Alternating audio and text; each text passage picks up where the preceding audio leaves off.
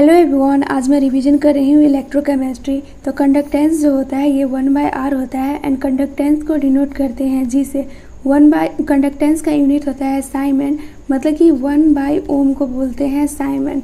Conductance measure करता है dq/dt इन electrolyte solution. Next है कौन सा फैक्टर अफेक्ट करता है कंडक्टेंस को।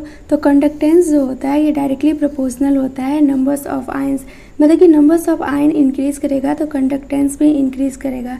नेक्स्ट है कंडक्टेंस डायरेक्टली प्रोपोर्शनल होता है गैसियस एटम के साइज का, मतलब कि साइज इंक्रीज करेगा तो कंडक्टेंस इंक्रीज करेगा।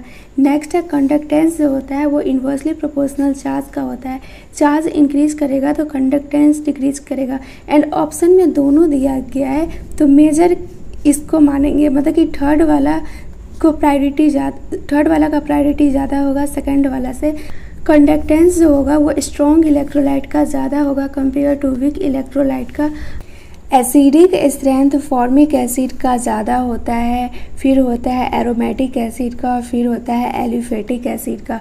तो वही नेक्स्ट दिया गया कि कंडक्टेंस जो होता है ये डायरेक्टली प्रोपोर्शनल होता है एसिडिक स्ट्रेंथ का, मतलब कि एसिडिक स्ट्रेंथ इंक्रीज होगा तो कंडक्टेंस भी इंक्रीज होगा। एंड बेसिक स्ट्रेंथ का भी डायरेक्टली प्रोपोर्शनल होता है कंडक्टेंस। नेक्स्ट है कंडक्टिविटी और स्पेसिफिक कंडक्टेंस। स्पेसिफिक कंडक्टेंस को डिनोट करते हैं के से, मतलब कि कप्पा से। कंडक्टिविटी जो होता है ये मेज़र करता है dq/dt को 1 सेंटीमीटर क्यूब में। एंड सॉल्यूशन क्या चीज़ का रहता है, इलेक्ट्रोलाइट सॉल्यूशन रहता है। एंड ये फॉर्मूला को समझते हैं नेक्स्ट पेज पे। R बराबर होता है ρl/a। अब ये रो को इधर लाएंगे तो ये हो जाएगा 1/ρ एंड ये इधर हो जाएगा 1/r एंड ये हो जाएगा l/a। तो ये l/a जो होता है इसको बोलते हैं सेल कांस्टेंट।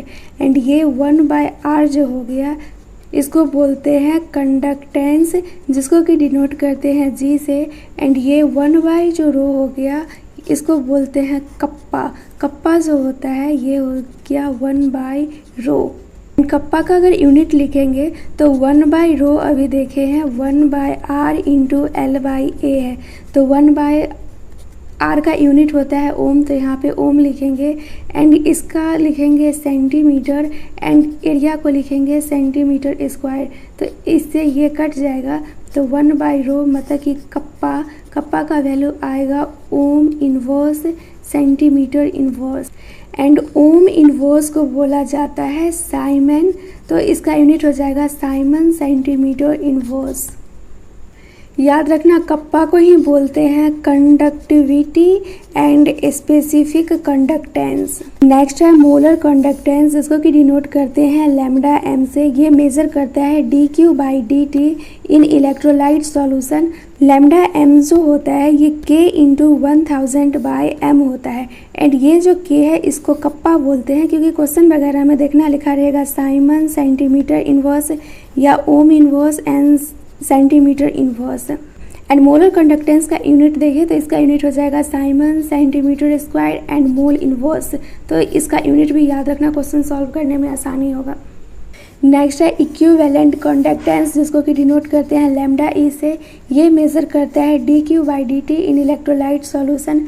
लैम्डा ए का फॉर्मूला होता है कप्पा इंटू 1000/n एंड इसका यूनिट अगर देखें तो होता है Simon centimetre square gram equivalent inverse. Molar conductance and equivalent conductance का तो देखो मोलर कंडक्टेंस होता है k into 1000/m and equivalent conductance होता है k इंटू 1000/n। तो इसमें ये कॉमन हो गया तो ये इसको x मान लेते हैं एंड इसको x मान लेते हैं, तो यहाँ पे हो जाएगा x/m इंटू n/x। तो ये x से x कैंसिल हो गया, तो हमारे पास lambda m and lambda e जो आया वो n/m आया। तो n को हम लिखते हैं n फैक्टर इंटू मोलरिटी। तो अब हम यहाँ पे लिखेंगे lambda m lambda e and ये हो जाएगा n फैक्टर इंटू मोलरिटी।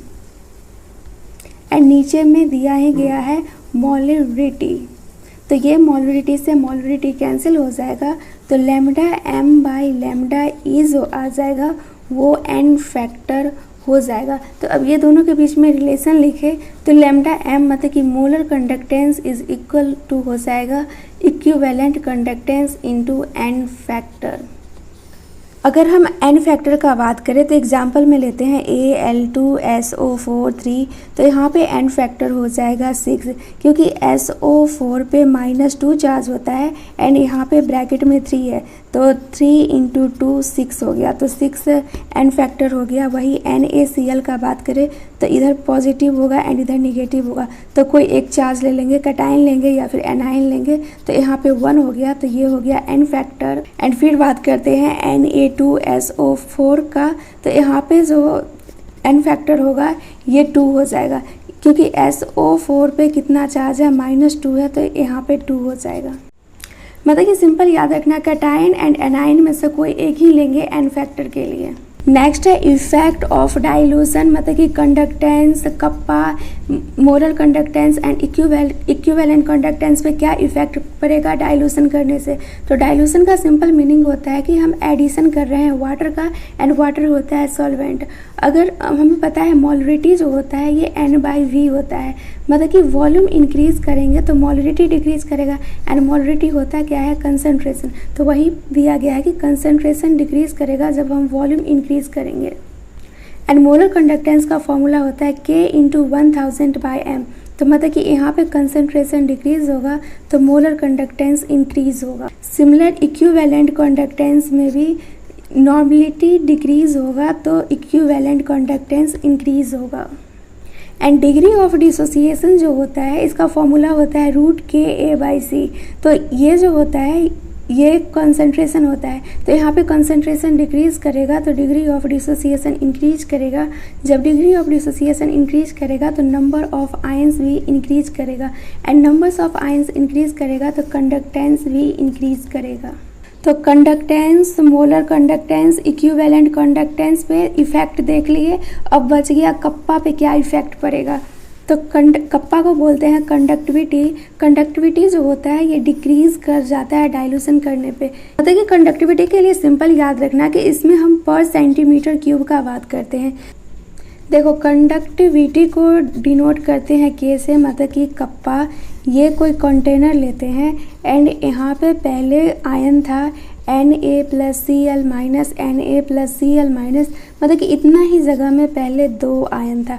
जब अब हम इसमें डाइल्यूशन करते हैं तो ये जो वॉल्यूम रहता है ये इंक्रीज कर जाता है, तो अब Na+Cl- हो गया, Na+Cl- हो गया, ये Na+Cl- हो गया। तो पहले इतना जगह में 2 आयन था, अब इतना जगह में 1 आयन है, तो इसलिए कंडक्टिविटी डिक्रीज कर जाता है। ये ग्राफ दिया गया है मोलर कंडक्टेंस एंड कंसंट्रेशन के बीच में। तो यहाँ पे देख सकते हैं स्ट्रॉन्ग इलेक्ट्रोलाइट लिया गया है एंड वीक इलेक्ट्रोलाइट लिया गया है। तो हम इसमें डाइल्यूशन कर रहे हैं तो कंसंट्रेशन डिक्रीज कर रहा है। मतलब कि यहाँ पे मोलर कंडक्टेंस में क्या होता है कि K × 1000/m होता है। जब इसमें कंसंट्रेशन डिक्रीज करता है तो मोलर कंडक्टेंस इंक्रीज कर रहा है, तो वही डाइल्यूशन करने पे यहाँ पे मोलर कंडक्टेंस इंक्रीज कर रहा है एंड ये स्ट्रॉन्ग इलेक्ट्रोलाइट है। तो देख सकते हैं इसका स्लोप जो है ये निगेटिव है। स्लोप के लिए सिंपल याद रखना, इधर वाला होता है पॉजिटिव एंड ऐसे करके दिया रहे तो ये होता है निगेटिव। एंड ये ग्राफ में याद रखना स्ट्रॉन्ग इलेक्ट्रोलाइट का ऐसे बनता है एंड वीक इलेक्ट्रोलाइट का इस टाइप से ग्राफ बनता है। नेक्स्ट है कि स्ट्रॉन्ग इलेक्ट्रोलाइट पे क्या इफेक्ट पड़ता है डाइल्यूशन करने पे।